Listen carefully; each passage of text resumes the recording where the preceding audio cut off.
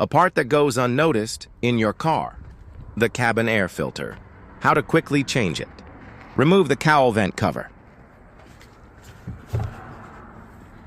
You will find the cabin air filter here. A car's cabin air filter must be changed regularly because it becomes clogged with dirt, dust, pollen, and other pollutants, impacting the air quality inside the vehicle and potentially affecting the HVAC system's performance and your health. A clogged filter restricts airflow, forcing your HVAC system to work harder to heat or cool the cabin. This can lead to reduced efficiency, increased fuel consumption, and potentially damage to the blower motor.